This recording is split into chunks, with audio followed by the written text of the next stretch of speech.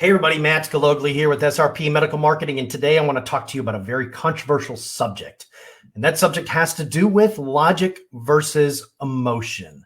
So what am I talking about, and what has this got to do with all of this? Well, first and foremost, I'm going to tell you that every single buying decision you've ever made in your life is based on emotion. It's never based on logic. Now, I want you to let that sink in for just a minute, because a lot of people who are, especially those who are very learned, will tell you that, oh, no, every buying decision I make is logical. I go through the science, I go through the numbers, and what I do is then I make a very logical, rational decision.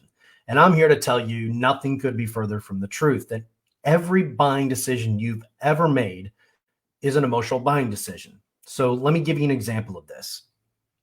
The clothing that you're wearing today, the clothes that you have on today, the things that are in your office, the type of computer you use. Was it a logical decision, or was it at some point an emotional decision? You bought the clothes that you have. I have the clothes that I have on. This is a polo sweatshirt type thing. It was an emotional decision because I wanted the polo. Now, it happened to be on sale, so it was the logic that supported it. I knew that I couldn't get as great of a deal, but the thing is that every buying decision is emotional. All right, so let's take this one step further. Let's talk about marriage, okay? I will tell you right now, marriage is an emotional buying decision, because the logic would tell you it's a bad idea. Let's take a look at the statistics.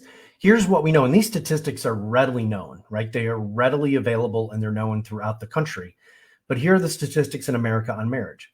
Over 55% of first marriages will end in divorce, right?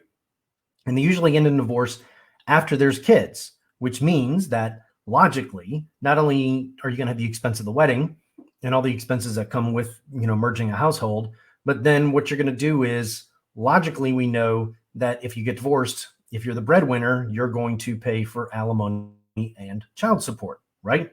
We know this. This is readily available information. We have friends of ours that have gotten divorced. Maybe we come from divorced families and we know what this is like. Okay.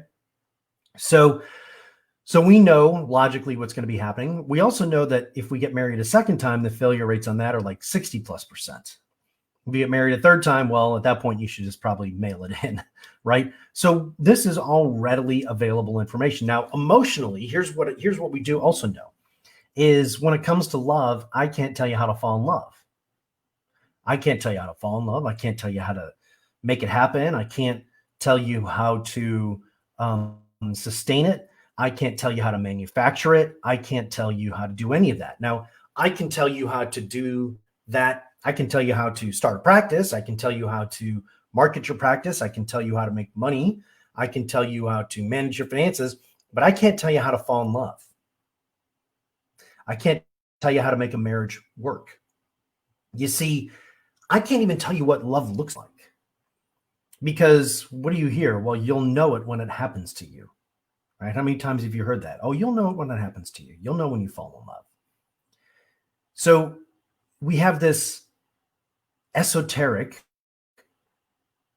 gaseous, air mass thing called love, and I can't tell you how to get it. I can't tell you where to find it. I can't tell you how to make it happen, and I can't even tell you what it looks like when you fall in love. And so love is the ultimate emotional buy, because logically, it makes absolutely no sense. Logically, the science and the sense of getting married just doesn't really seem to work out. It doesn't really make a whole lot of sense to do it, right? So, that's why I tell you every single buying decision is emotional. So how does this play out in your practice? Very simply, how this plays out in your practice is that most doctors, the biggest mistake I see them making is they sell logically. They talk about the science of the procedure. They talk about the machine. They talk about all these things, when what the patient really wants is they want to make an emotional decision, and they buy because you're going to help them perform better in bed, or you're going to fix their sexual dysfunctions, or they're going to sexual issues, or they're going to take care of their need with regenerative, right? And at the end of the day, they make that decision so they can walk without pain. It's an emotional decision. It's not a logical decision. There's a lot of other options that you can undergo, but the key is that every every buying decision is emotional. So here's my tip for you today, and then I'll let you go. Are you selling logically or are you selling emotionally? And here's how you can tell. If you are selling logically, they're not buying. If you are selling emotionally, they're nodding yes and they're ready to go. And they're ready to go and they want to buy from you. And they buy that day. That's how you know if you're selling to them emotionally. All right.